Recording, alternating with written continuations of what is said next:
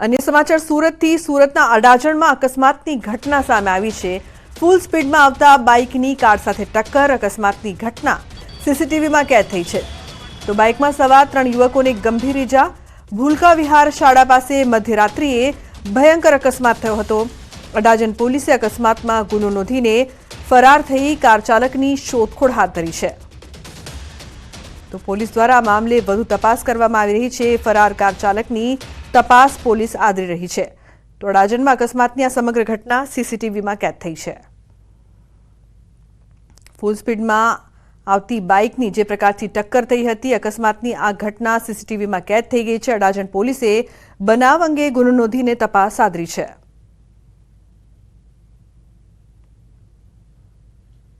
सूरतना अडाजण विस्तारमां गईकाले मोडी रात्रे एक बाइक सवार बेफाम गति आवतो हतो अने अडाजणथी आनंद महल रोड जवाना टर्निंग पर कार साथे धड़ाकाभेर અથડાયો હતો। दृश्य જોઈ શકાય છે કે ગાડીના કચ્ચર ઘાણ બોલી જવા પામ્યા હતા। ગાડી પર સવાર 3 વ્યક્તિઓને ઈજા થતા સારવાર અર્થે હોસ્પિટલ ખાતે ખસેડવામાં આવ્યો હતો। કહી શકાય અડાજણના મુખ્ય 4 રસ્તા છે કે જ્યાં મોટા પ્રમાણમાં ટ્રાફિક જોવા મળતો હોય છે, ત્યારે અકસ્માતની સમગ્ર ઘટના સીસીટીવીમાં કેદ થવા પામી છે। જો કે ઘટનાની જાણ થતાં પોલીસ તાત્કાલિક ઘટના સ્થળે દોડી આવી હતી। 3 યુવાનોને સારવાર અર્થે હોસ્પિટલ ખસેડવામાં આવ્યા છે। પણ ગાડીના અકસ્માત પરથી ખ્યાલ આવે છે કે ગાડી કેટલી બેફામ ગતિએ હતી। એટલે કે રાત થતાની સાથે સુરતના રસ્તા ઉપર સ્પોર્ટ બાઇકો બેફામ ગતિએ દોડતી હોય છે અને આ પ્રકારના અકસ્માત છાસવારે જોવા મળતા હોય છે। જો કે આ ઘટનામાં 3 યુવાનો ઇજાગ્રસ્ત થયા છે, સારવાર હેઠળ છે અને હાલ કહી શકાય કે આ મામલે પોલીસે ગુનો દાખલ કરી વધુ તપાસ શરૂ કરી છે। કેમેરામેન ભરત બ્રહ્મભટ્ટ સાથે કીર્તેશ પટેલ, ન્યૂઝ 18 ગુજરાતી, સુરત। રાતના 3 વાગ્યાના સુમારે ગેસ સર્કલથી આગળ જતા રોડ ઉપર એક એક્સિડન્ટ થયેલ છે। એમાં બાઇક ચાલક બહુ સ્પીડે આવતા હતા અને સામેથી એક 4 વ્હીલ વળતી હતી, તો એનામાં સામેથી આવીને ભટકાયા છે। એનામાં 3 જણાને વાગ્યું છે અને બંનેને 3ને અત્યારે દવાખાનામાં દાખલ કર્યા અને 4 વ્હીલ જે વાહન હતું એ ત્યાંથી એ લોકોને ઊભી રાખીને પછી જતું રહેલ છે, એટલે એની તપાસ ચાલુ છે। તો સુરતના કાપોદ્રામાં રસ્તા પર ભૂવો પડ્યો છે। કાપોદ્રા મેઇન રોડ પર ભૂવો પડ્યો છે। ભૂવો પડતા ટેમ્પો ફસાયો છે, ટ્રાફિક જામ થયો હતો। વગર ચોમાસે રસ્તા પર ભૂવો પડતા તંત્રની કામગીરી પર અનેક સવાલો ઉઠી રહ્યા છે। તો ભૂવો પડતા ટેમ્પો ફસાઈ ગયો હતો અને ટ્રાફિક જામ સર્જાયો હતો, જેના કારણે લોકોને પરેશાની ભોગવવાનો વારો આવ્યો।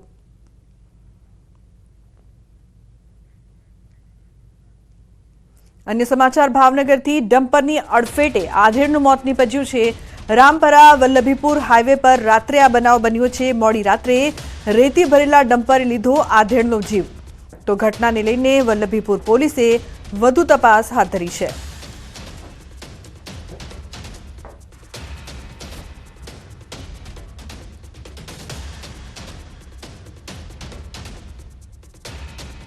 समाचार में आगळ बात करीशुं कातिल दोरीथी सावधान।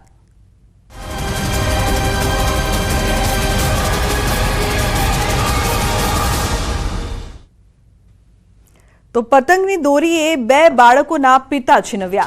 वडोदरामां पतंगनी दोरीथी युवकनुं मोत निपज्युं। पतंगनी दोरीए फूड डिलिवरी बॉयनो भोग लीधो। सोमा तळाव पासेनी आ घटना छे। छोटाउदेपुर जिल्लानो युवान वडोदराना नौकरी करतो हतो। फूड डिलिवरी आपवा जता समये आ घटना बनी हती। गळामां दोरी भराता लोही लुहाण हालतमां हरिनाथने सारवार माटे सयाजी होस्पिटल लई जवायो हतो। तबीबोए मृत जाहेर करता परिवारमां भारे आक्रंद। तो पतंगनी दोरीए 2 बाळकोना पितानो जीव लीधो।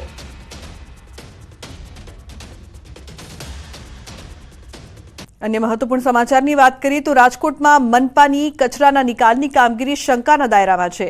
आरएमसीना नाकरावाड़ी डम्पिंग साइटमां कचराना निकालनी कामगीरीने लईने सवालो। आरएमसीए नेशनल ग्रीन ट्रिब्यूनलने पण ऊंधा चश्मा પહેરાવ્યા હોવાનો દાવો થઈ રહ્યો છે। ફેબ્રુઆરી 2024માં નાકરાવાડી ડમ્પિંગ સાઇટ પર 10 લાખ મેટ્રિક ટન કચરો હોવાની આરએમસીની કબૂલાત છે। તો સપ્ટેમ્બર 2024માં કચરાના નિકાલનો દાવો હતો, જો કે આજે પણ 8 લાખ ટન કચરો હોવાનો દાવો છે। આરએમસીએ 50 કરોડ રૂપિયાનો ખર્ચ કરી નાખ્યો, છતાં કચરાના ઢગલા કચરાના કારણે આસપાસના ગ્રામજનોને ભારે હાલાકી ભોગવવી પડી રહી છે।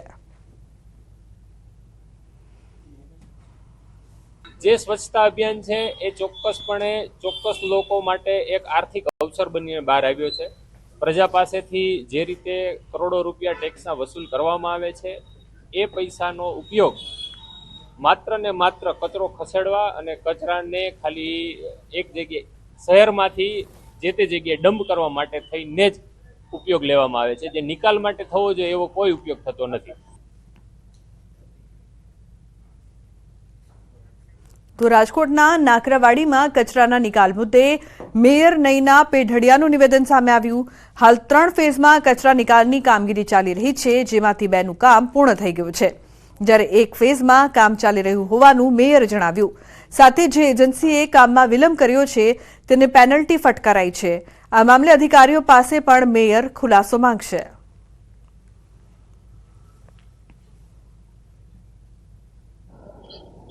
ત્રીજા ફેઝની અંદર આ કામ છે આપણે પૂર્ણ કરવાનું એજન્સીને પણ આપણે નોટિસો આપેલી છે કે ઝડપથી આ કામ છે એ પૂરું કરે. એટલે આ એજન્સીઓ છે એમાં 50% ને 25% કામ છે એ 2 ઝોનની અંદર આપણે પતાવી દીધું છે. 1 ઝોનની અંદર આ કામ છે એજન્સીએ જે લીધું છે એજન્સીને આપણે પેનલ્ટી પણ આપેલી છે કે ઝડપથી આ કામ થાય અને જ્યાં કચરાનો સમસ્યા છે નાકરાવાડીમાં તે ઝડપથી પૂરી થાય. તો મોરબીના બેલામાં અસામાજિક તત્વોના ત્રાસથી ગામના લોકોએ કલેક્ટર અને પોલીસને આપ્યું આવેદનપત્ર. બેલા ગામની આજુબાજુ અસામાજિક તત્વોનો ત્રાસ હોવાથી ગ્રામજનોએ ફરિયાદ કરી છે. ગામમાં આડેધડ દબાણો કરીને નોનવેજ અને દેશી દારૂના અડ્ડાઓ ખડકી દેવાયાની પોલીસને ફરિયાદ કરાઈ છે. સ્થાનિકોએ કહ્યું છે કે અસામાજિક તત્વો ગ્રામજનોને લૂંટીને ધાક ધમકી આપે છે અને ગામમાં ગેરકાયદેસર દબાણો પણ ખડકી રહ્યા છે. સ્થાનિકોએ પોલીસને કાર્યવાહી કરવા 7 દિવસનું અલ્ટિમેટમ પણ આપ્યું છે. જો પોલીસ એક્શન નહીં લે તો ગ્રામજનો જાતે કાર્યવાહી કરશે તેવી ચીમકી ઉચ્ચારાઈ છે. ત્યારે સમગ્ર મામલે મોરબી તાલુકા પોલીસે જુદી જુદી ટીમો બનાવીને આગળની કાર્યવાહી હાથ ધરી છે.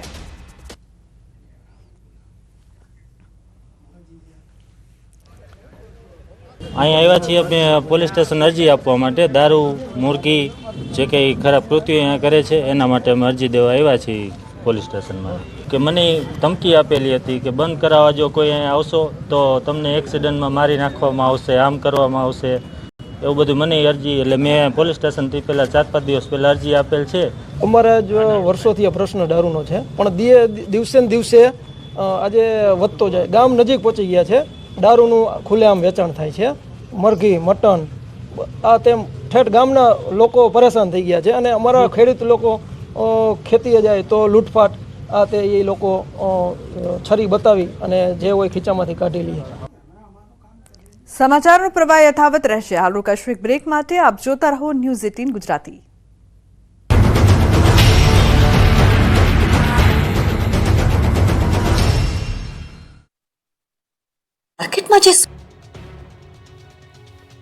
ગુજરાતમાં બરાબરનો ઠંડીનો માહોલ જામી ચૂક્યો છે. કાતિલ ઠંડી સાથે બર્ફીલા પવનો ફૂંકાતા લોકો ઘરની બહાર નીકળવાનું ટાળી રહ્યા છે. ગુજરાત જાણે કાશ્મીર બની ગયું છે. ઠંડી 5 દિવસથી રીતસરનો કહેર મચાવી રહી છે. ઠંડીએ એવા ભૂક્કા બોલાવ્યા છે કે દિવસે પણ લોકો ઘરની બહાર નીકળતા ડરે છે. સાથે સાથે